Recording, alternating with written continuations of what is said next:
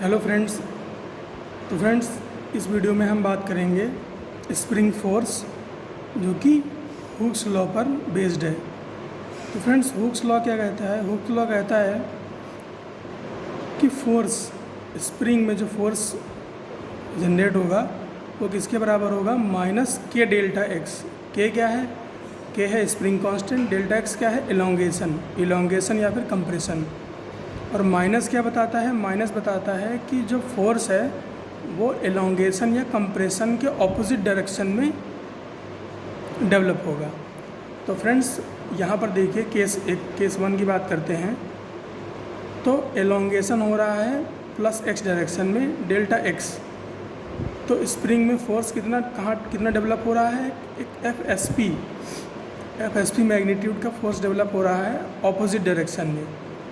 और फ्रेंड्स, हम फिज़िक्स जब भी पढ़ते हैं तो हम ये मान के चलते हैं कि जो स्प्रिंग है ये मासलेस स्प्रिंग है। बेसिकली एक थ्योरेटिकल स्प्रिंग मान के चलते हैं सारी कैलकुलेशन में। तो फ्रेंड्स, एक केस ये हो सकता है। इसके अलावा क्या हो सकता है? इसके अलावा ये हो सकता है कि स्प्रिंग को हम कंप्रेस करिए, एलोंगेशन का केस हो गया। इसके अलावा क्या हो सकता है कि हम स्प्रिंग को कंप्रेस कर रहे हों, यानी कि जैसे आप ये स्प्रिंग देखिए, स्प्रिंग है, इसमें हम अंदर की तरफ डिस्प्लेसमेंट कर रहे हों, तो इसको कंप्रेस कर रहे हों। तो उस केस में क्या होगा? फोर्स किस डायरेक्शन में डेवलप होगा? फोर्स ऑपोजिट डायरेक्शन में डेवलप होगा। यहाँ पर माइनस एक्स डायरेक्शन में डेवलप हो रहा था, यहाँ प्लस एक्स डायरेक्शन में डेवलप होगा। कितना डेवलप होगा? माइनस के डेल्टा एक्स। दोनों ही केस में फॉर्मूला सेम यूज होगा। इसके अलावा फ्रेंड्स, थर्ड केस में क्या हो सकता है? थर्ड केस में ये हो सकता है किसी स्प्रिंग को हम दोनों ही एंड से खींचें। जैसे यहाँ पर हम देख रहे हैं, इसको हमने पॉजिटिव एक्स डायरेक्शन में x1 खींचा और नेगेटिव एक्स डायरेक्शन में कितना खींचा? x2। तो फोर्स किस डायरेक्ट कहाँ पर? अब देखिए, इसको इधर खींच रहे हैं तो फोर्स इस एंड पे फोर्स अंदर की तरफ डेवलप होगा, और इसको इधर खींच रहे हैं तो इस एंड पे फोर्स इस तरफ डेवलप होगा। और फ्रेंड्स, यहाँ पर नोटिस करने वाली बात यह है कि ये जब तक कि ये स्प्रिंग एक है, तब तक कि ये जो फोर्स है इस एंड पर और इस एंड पर, ये सेम फोर्स ही, इसका मैग्नीट्यूड सेम ही रहेगा थ्रू आउट द स्प्रिंग। इसका मैग्नीट्यूड सेम रहेगा। और कितना रहेगा? उसका फॉर्मूला क्या है? F S P is equal to minus K x1 plus x2। मैं ये कह रहा हूँ कि ये स्प्रिंग जो है, ये जो आप स्प्रिंग देख रहे हो, इसको आपने खींचा इधर x1, इधर खींचा x2। तो ऐसा नहीं होगा कि आपने इसको इधर उधर अलग अलग लेंथ से खींचा है तो यहाँ पर फोर्स अलग हो और यहाँ पर फोर्स अलग हो। दोनों थ्रू आउट द स्प्रिंग जो फोर्स होगा वो एफ एस पी के बराबर होगा, और उसका मैग्नीट्यूड कैसे लिखा जाएगा? Minus K x1 plus x2 के बराबर होगा। तो ये बात है। इसके अलावा और क्या हो सकता है? अब इसमें अब देखो, इसमें आप लेंथ इधर खींच रहे हो, अब इसको आप इधर कर रहे होते, अगर मान लीजिए इसको आप इधर इसको आप चेंज कर दो, इसकी डायरेक्शन चेंज कर दो, x2 कर दो, तो अब क्या हो जाएगा? अब ये x1 माइनस x2 हो जाएगा। कुछ अलग नहीं हो रहा है, बस चीज़ें थोड़ी थोड़ी बदल जाती हैं, साइन चेंज करना रहता है। अब इसके अलावा क्या केस बन सकता है? एक तो ये चौथी केस हो गई, तीसरी केस हो गई। इसके अलावा क्या है? इसके अलावा ये थोड़ा सा एग्जाम्पल है, एप्लीकेशन दिखाया गया है। एप्लीकेशन क्या है? तो हमसे बोला गया है फ्रेंड्स, एक बॉल से एक स्प्रिंग के थ्रू एक ब्लॉक को लटकाया गया है। तो जब ब्लॉक को लटकाया गया तो उसकी वजह से स्प्रिंग में इलोंगेशन हुआ, कितना? Delta x. तो हमसे पूछा है कि इस डेल्टा एक्स की वैल्यू क्या होगी, इसको कैसे कैलकुलेट करें? तो हमें पता है फ्रेंड्स, ये जो जब एलोंगेशन होगा तो इसके ऑपोजिट डायरेक्शन में क्या होगा? फोर्स डेवलप होगा। तो ये एक फोर्स डेवलप हुआ ऑपोजिट डायरेक्शन में, एफ एस पी। और फ्रेंड्स, इस ब्लॉक पे फोर्स किस डायरेक्शन में लग रहा है? एम जी डायरेक्शन में। एम जी से मेरा मतलब है कि ग्रेविटी की वजह से नीचे की तरफ फोर्स लग रहा है। तो ये फोर्स जब बैलेंस हो जाएगा, जब ये फोर्स बैलेंस हो जाएगा उस केस में डेल्टा एक्स यानी कि एलोंगेशन की वैल्यू क्या होगी? तो एफ एस पी की वैल्यू क्या होती है? माइनस के डेल्टा एक्स, ये हमें पता है। और एफ एस पी की वैल्यू यहाँ पर बैलेंस आउट होने के बाद कितनी है? M G. तो दोनों को बराबर कर देते हैं, K delta X is equal to M G. तो डेल्टा एक्स की वैल्यू कितनी आ जाएगी? M G by K. Delta X की value M G by K. Sign इसलिए छोड़ दिया, साइन केवल ये बताता है, साइन केवल डायरेक्शन को बताने के लिए होता है, इसीलिए साइन को छोड़ दिया है। अब इसके अलावा और क्या केसेस हो सकते हैं? और एग्जाम्पल ही हैं फ्रेंड्स, देखते हैं। अब हमसे बोला गया है कि एक स्प्रिंग के थ्रू एक ब्लॉक को, एक पुली में एक स्प्रिंग के थ्रू ब्लॉक एम को लटकाया गया है और दूसरी तरफ स्ट्रिंग के थ्रू ब्लॉक 2m को लटकाया गया है। जैसा कि आप ये फिगर में देख सकते हैं। तो हमसे क्या पूछा है? वही एलोंगेशन ही पूछा है, एलोंगेशन पूछा है।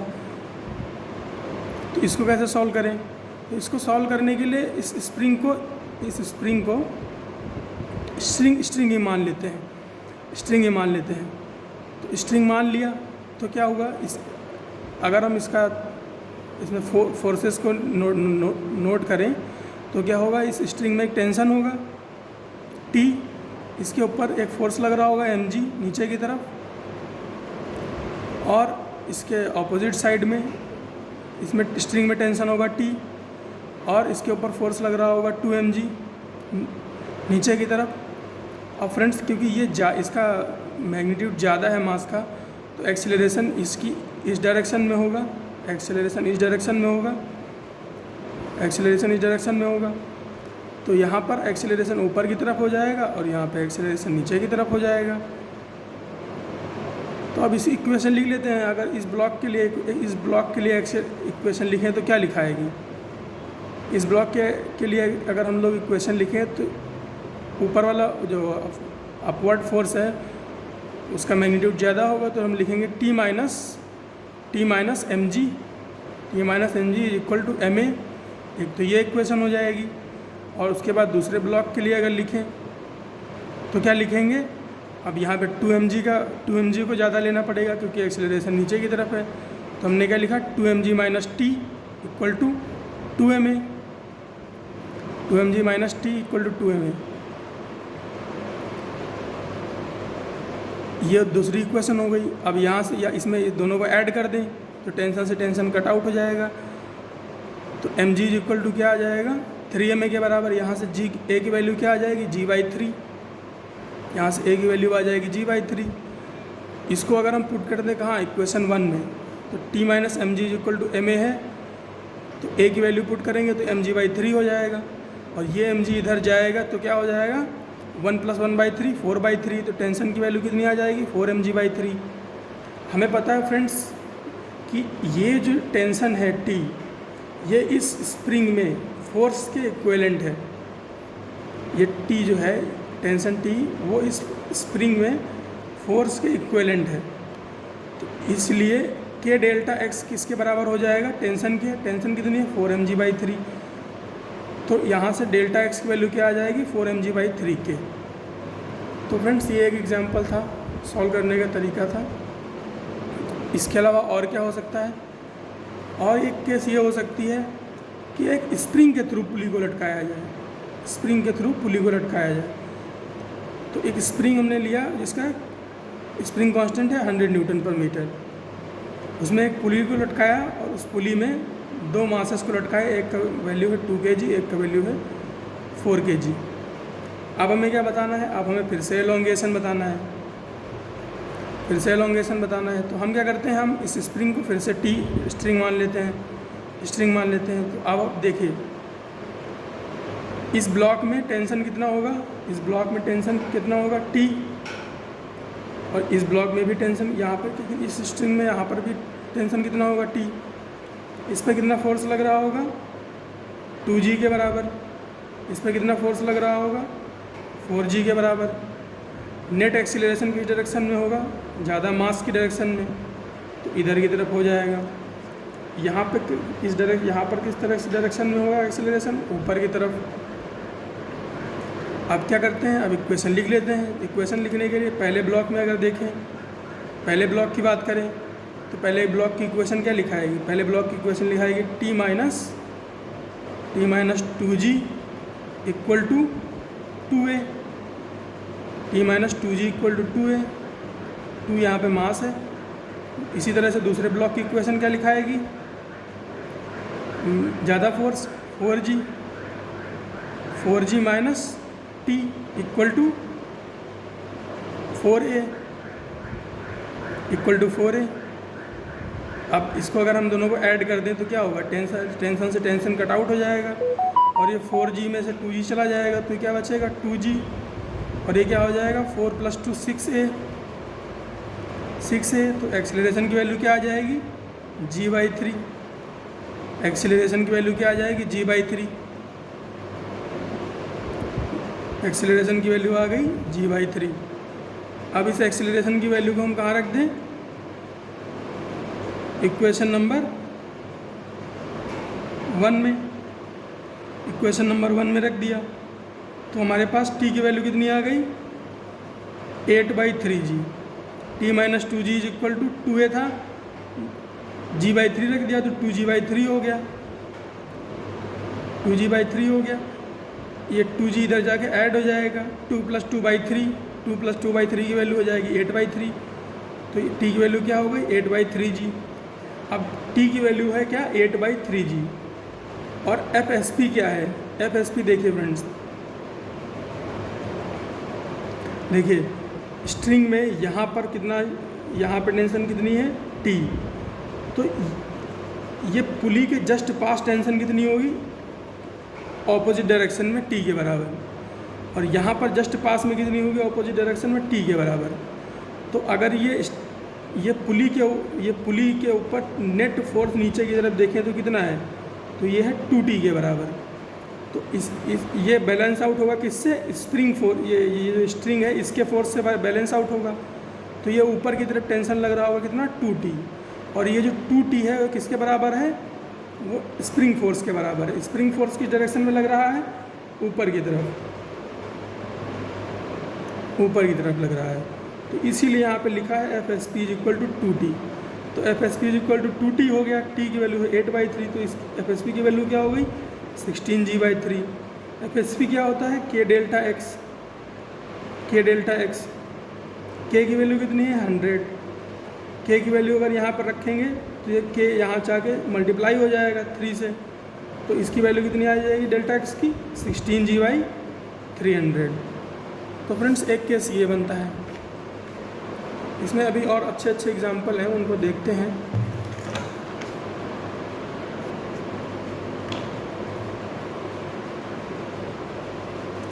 अब देखिए इसमें क्या है, यहाँ पे हमसे बोला गया है कि स्प्रिंग के थ्रू इस ब्लॉक M1 को लटकाया गया है, उसके बाद एक स्ट्रिंग के थ्रू दूसरे ब्लॉक 2M को लटकाया गया है।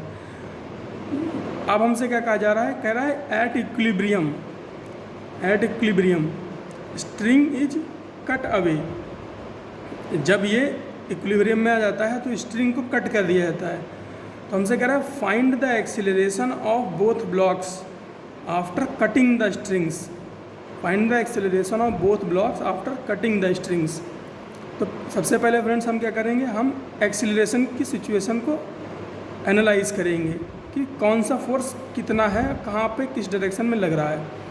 तो देखिए ये स्प्रिंग में थोड़ा सा एलोंगेशन होगा, स्प्रिंग में एलोंगेशन होगा किस डायरेक्शन में, नीचे की तरफ। तो फोर्स स्प्रिंग में फोर्स किस डायरेक्शन में लगेगा, ऊपर की तरफ। तो ऊपर की तरफ कितना फोर्स लगा दिया FSP के बराबर। चलिए हो गया।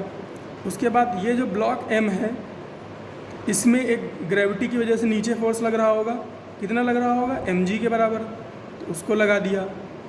उसके अलावा ये दोनों ब्लॉक एक स्ट्रिंग से अटैच हैं, तो स्ट्रिंग में होगी टेंशन, तो इस ब्लॉक के पास कितनी टेंशन होगी T, तो T लिख लिया। इस ब्लॉक के पास कितनी टेंशन होगी T, तो उसको T लिख लिया।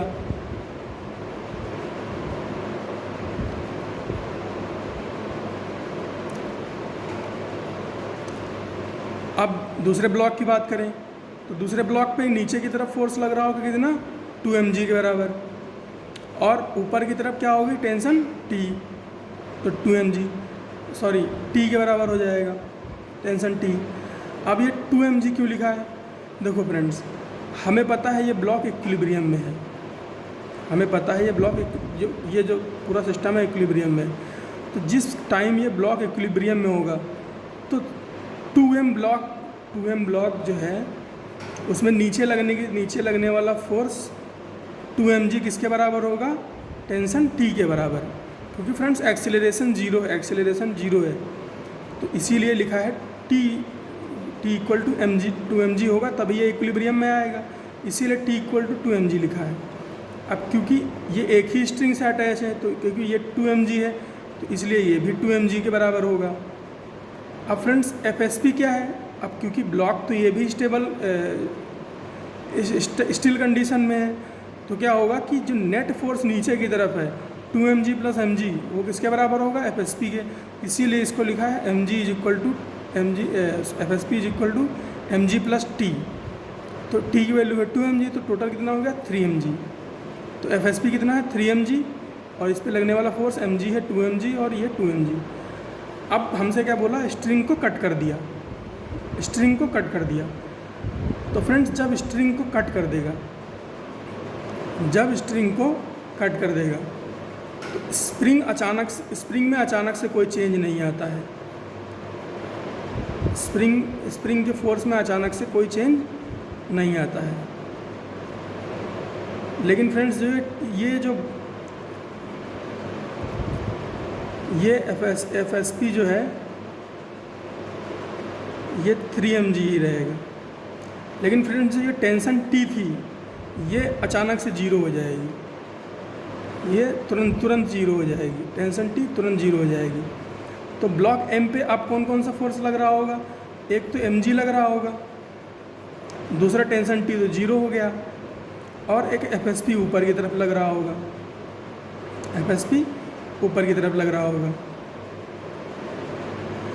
अब फ्रेंड्स देखो, क्योंकि यहाँ नीचे ये देखो कि FSP का जो मैग्नीट्यूड है वो 3 mg है, और जो ग्रेविटेशनल फोर्स mg लग रहा है उसका मैग्नीट्यूड mg है, तो एक्सीलरेशन किस डायरेक्शन में होगा? एक्सीलरेशन ऑब्वियसली ऊपर की डायरेक्शन में होगा। तो फ्रेंड्स इसीलिए लिखा है 3 mg minus mg is equal to ma। तो यहाँ से 2g is equal to a हो जाएगा, या फिर कह लो a इज इक्वल टू क्या हो जाएगा 2g, a is equal to क्या हो जाएगा 2g। इसके अलावा दूसरे ब्लॉक की अगर बात करें तो दूसरे ब्लॉक में ऊपर की तरफ टेंशन जीरो हो जाएगी, और नीचे की तरफ लगने वाला क्या है फोर्स 2 mg। तो अभी तक क्या था 2 mg minus T equal to 2 ma होना चाहिए था, लेकिन T जीरो हो गया, तो क्या होगा 2 mg is equal to 2 ma।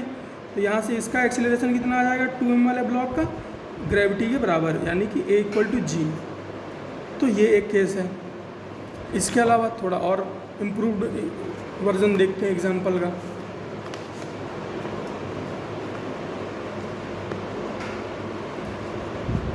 हाँ, तो ये एक केस है, इसमें हमसे क्या कह रहा है, इसमें भी वही केस है। तो इसमें स्प्रिंग के थ्रू एक ब्लॉक M1 लटकाया, फिर एक स्ट्रिंग लगाई, फिर दूसरा ब्लॉक 2m लगाया, फिर एक स्प्रिंग लगाई, फिर एक ब्लॉक M लगाया। तो हमने मान लिया ब्लॉक ABC। तो हमसे कह रहा है कि at equilibrium spring is cut, find acceleration of A, B and C। Equilibrium पे इस स्ट्रिंग को कट कर दिया जा रहा है, तो हमें बताने हैं एक्सेलरेशन A, B और C के। तो सबसे पहले हम क्या करते हैं, हम सबसे पहले इक्विलिब्रियम पे इसका डायग्राम बना लेते हैं फोर्सेस का। तो फ्रेंड्स इस स्प्रिंग में कुछ एलोंगेशन होगा, तो क्या हो, एलोंगेशन किस डायरेक्शन में होगा, नीचे की तरफ। तो फोर्स किस डायरेक्शन में लगेगा, ऊपर की तरफ। तो एक फोर्स लगा कितना FSP, एक फोर्स कितना लगा FSP। दूसरा इसमें एक फोर्स लगेगा किस डायरेक्शन में, नीचे की तरफ, कितना mg के बराबर। और ये स्ट्रिंग है तो इसमें क्या होगा, एक टेंशन होगा, कितना होगा T होगा, ठीक है। उसके बाद ये दूसरे ब्लॉक पे आ जाओ, तो इस ब्लॉक के इस स्ट्रिंग के इस एंड पे भी कितना टेंशन होगा, T होगा। उसके बाद इस जो 2m है, इस पे 2m ब्लॉक है, इसके ऊपर कितना फोर्स लग रहा होगा, mg 2mg नीचे की तरफ लग रहा होगा ग्रेविटी की वजह से। इसके अलावा ये स्प्रिंग है, स्प्रिंग अब देखो यहाँ पे स्प्रिंग यहाँ पे किस डायरेक्शन में खींचेगी, यहाँ देखो स्प्रिंग यहाँ पे कैस किधर को भी खींचे, किधर को भी खींचे, फोर्स जो है एक ही, ये देखो ऐसा ही लगेगा। हाँ तो हाँ FSP हो गया, तो नीचे की तरफ फोर्स हो गया स्प्रिंग का, और यहाँ पर किस डायरेक्शन में हो जाएगा, ऊपर की तरफ। इस ठीक है FSP। अब ये क्या हो गया, इस पर कितना फोर्स लगेगा, mg। तो फ्रेंड्स देखो यहाँ से बैलेंस करना शुरू करो। अभी मैंने मैग्नीट्यूड नहीं बताया किसी भी फोर्स का, तो देखो ये FSP इस mg को बैलेंस करेगा इक्विलिब्रियम में, तो इस FSP का वैल्यू क्या हो जाएगा, mg के बराबर। ये FSP और ये FSP बराबर होगा, जैसा कि मैंने बताया था कि स्प्रिंग में फोर्स थ्रू आउट बराबर मतलब इक्वल होता है। तो ये FSP और ये FSP बराबर होगा, तो इसका मैग्नीट्यूड क्या हो जाएगा, mg। अब देखो ये टेंशन बैलेंस कर रही है इन दोनों फोर्स को, 2mg और FSP को। तो टोटल फोर्स टेंशन की कितनी वैल्यू हो जाएगी, 2mg प्लस mg कितनी हो गई, 3mg। इसी तरह से ये टेंशन और ये टेंशन बराबर होगी, तो ये कितना हो जाएगा, 3mg। अब ये टेंशन और ये टेंशन, ये mg बैलेंस कर रहा है किसको, इस FSP को, तो ये कितना हो जाएगा, 3mg प्लस mg कितना हो जाएगा, 4mg। तो ये 4mg। तो इस तरह से ये सारे फोर्सेस हो गए। अब हम क्या करते हैं, अब स्प्रिंग को कट कर देते हैं, अब स्ट्रिंग को कट कर देते हैं। तो कट कर दिया, जब स्ट्रिंग को कट कर दिया तो ब्लॉक C की बात करें, तो ब्लॉक C पर कौन कौन सा फोर्स लग रहा होगा, एक तो mg लग रहा होगा, टेंशन 0 हो गया, और FSP ऊपर की तरफ लग रहा होगा, कितना, 4mg। तो इसका एक्सीलरेशन किस डायरेक्शन में होगा, ऊपर की तरफ होगा, कितना होगा वो भी देखते हैं। तो नेट फोर्स किस डायरेक्शन में होना चाहिए, ऊपर की तरफ, तो FSP minus mg is equal to ma कर लिया। FSP की वैल्यू है 4mg, तो 4mg माइनस mg कितना हो जाएगा, 3mg, और 3mg इक्वल टू ma से क्या आ जाएगा, a की वैल्यू कितनी आएगी, 3g, और ये किस डायरेक्शन में होगा, अपवर्ड डायरेक्शन में। इसके बाद ब्लॉक B को देखो, ब्लॉक B में क्या होगा, ब्लॉक B की जो था उसमें टेंशन ऊपर की तरफ थी, तो वो कितनी हो गई, 0, और नीचे की तरफ फोर्स कितना लग रहा था, 2mg, और FSP ये mg के बराबर। तो अब नेट फोर्स इस पर कितना लग रहा है, 2mg प्लस mg किस डायरेक्शन में, नीचे की तरफ। ये किसके बराबर हो गया, 2ma के बराबर।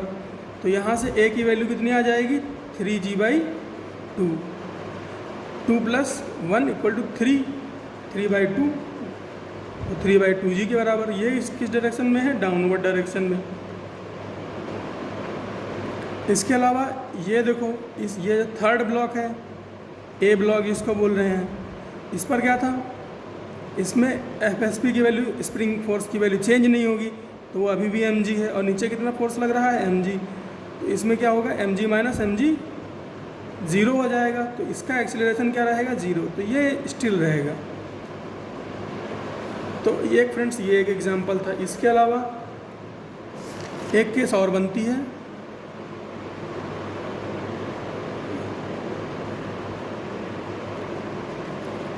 तो ये वही एग्जांपल है, हमसे बोला गया है कि इक्विलिब्रियम में इस बार स्ट्रिंग को नहीं कट किया गया है, इस बार बोला गया है इक्विलिब्रियम में स्प्रिंग को कट किया गया है। कौन सी स्प्रिंग को, ऊपर वाली स्प्रिंग को। तो हमसे बोला गया है कि बताओ एक्सीलरेशन क्या होगा सारे ब्लॉक्स का।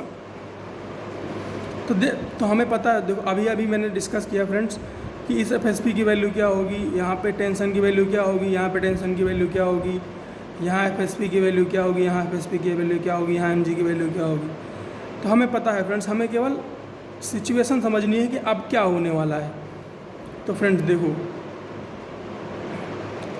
जब स्ट्रिंग को कट कर दिया गया था, यहाँ पर एक चीज़ नोटिस करने वाली ये है कि जब स्प्रिंग को कट कर दिया जाएगा तो स्ट्रिंग में जो टेंशन है वो चेंज हो जाएगी। टेंशन कुछ इस तरह से एडजस्ट होगी कि सारे के सारे फोर्स फिर से बैलेंस हो जाएं। हम ऐसा नहीं कह सकते हैं कि क्योंकि ये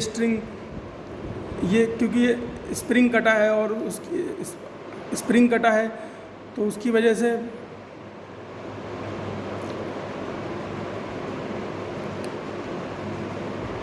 क्योंकि ये स्प्रिंग कटा है तो उसकी वजह से सारे के सारे जो फोर्सेज हैं वो डिसबैलेंस हो जाएंगे।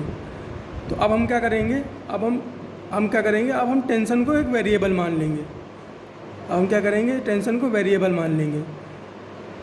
तो हम क्या करते हैं, वेरिएबल मानते हैं कि ये टेंशन टी है और ब्लॉक्स को थोड़ा सेपरेट कर लेते हैं,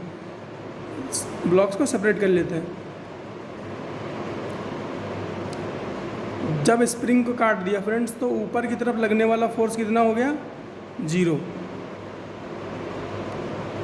ऊपर की तरफ लगने वाला फोर्स कितना हो गया, 0।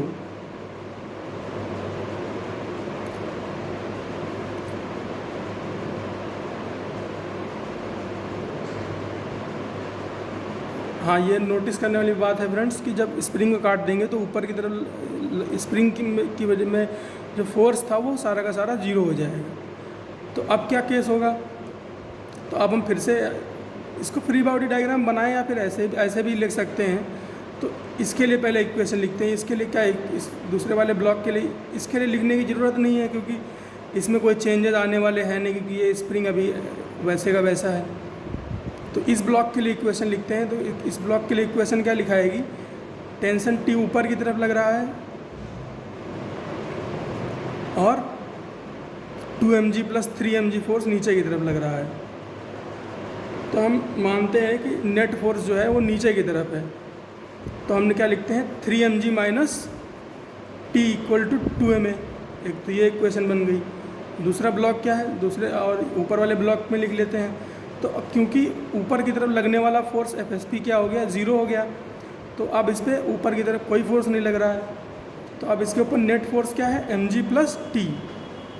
mg + t क्या है, अप्लाइड फोर्स, और एक्सेलरेशन क्या है, a। तो इसको लिखते हैं mg + t = ma। अब दोनों को ऐड करेंगे तो टेंशन से टेंशन कैंसिल आउट हो जाएगी। तो यहाँ से 4mg = 3ma और यहाँ से एक्सेलरेशन की वैल्यू क्या आ जाएगी, 4g/3। तो ये दोनों ब्लॉक जो है सेम एक्सेलरेशन के साथ नीचे आएंगे क्योंकि ये फ्रेंड्स स्ट्रिंग से अटैच है। और जब भी और यहाँ से हमें एक्चुअली स्ट्रिंग की भी वैल्यू स्ट्रिंग में टेंशन की वैल्यू भी निकाल लेनी चाहिए। तो टेंशन की वैल्यू कितनी हो जाएगी, 3mg - t = 2m × 4g/3। ये कितना हो जाएगा, 8mg/3। तो t की वैल्यू क्या हो जाएगी, 3 -